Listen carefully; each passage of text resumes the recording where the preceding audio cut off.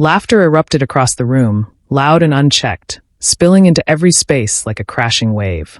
Almost everyone was swept up in it, laughing, gasping, feeding off the energy. Everyone except him.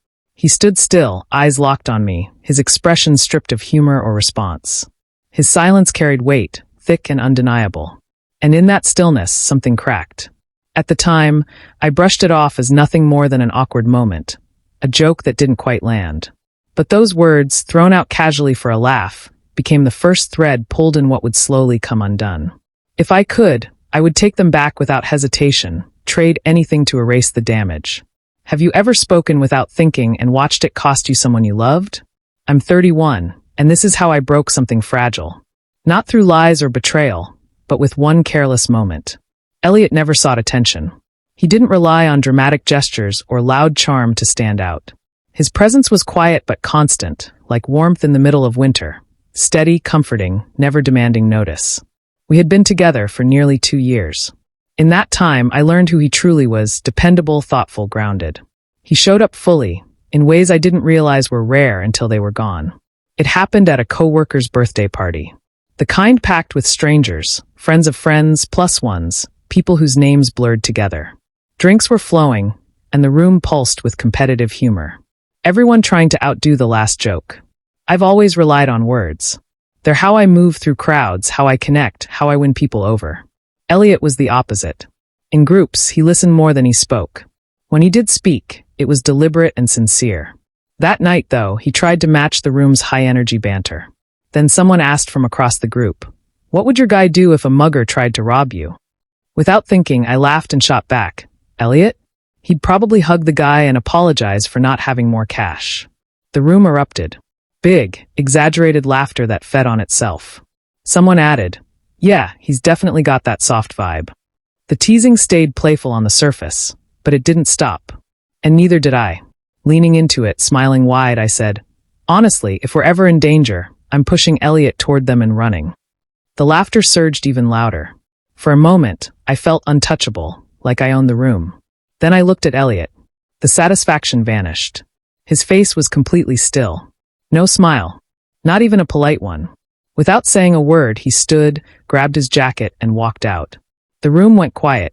Someone muttered, "Yikes." Another said, "Didn't mean to hit a nerve." I stood there frozen, drink in my hand, the warmth of the moment replaced by a tight, cold confusion. I followed him outside, keeping my tone light, almost playful. "Elliot, come on. It was just a joke." He didn't yell. He didn't accuse. He simply looked at me, steady and calm, and asked, "Why did you make me the joke?"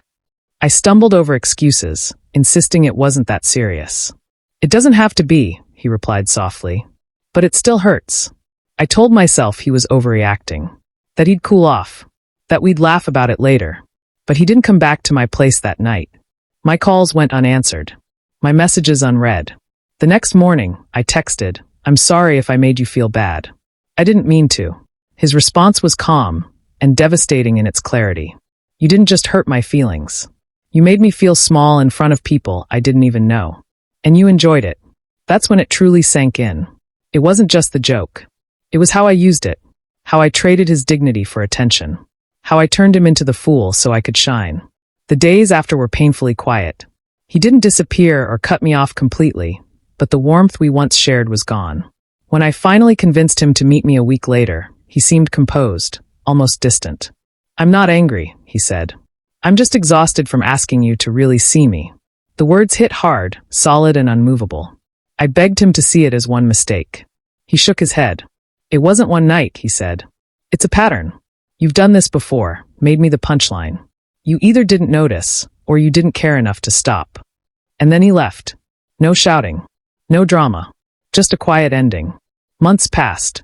I held on to the belief that he'd come back, that what we had couldn't really be over. But time has a way of stripping illusions bare. I began seeing pieces of his life online. Photos from trips. His smile lighter, easier. He looked free, unburdened by the weight I'd placed on him. Then I saw the photo that shattered me. Elliot with someone new. She radiated a soft, genuine warmth. And in his eyes was a look I recognized, the one he once gave me. Now it belonged to her. Someone who wouldn't use his heart as a prop. Someone who wouldn't trade his worth for applause. Now, when laughter turns sharp, when it feeds on someone else's expense, I go quiet. I know the cost of that sound. If you've ever turned someone you love into the joke, stop and ask yourself, was the laughter worth it? Some people don't argue or fight. They simply walk away. And when they do, they don't come back. If you've ever let someone good slip away because you didn't value them enough, share your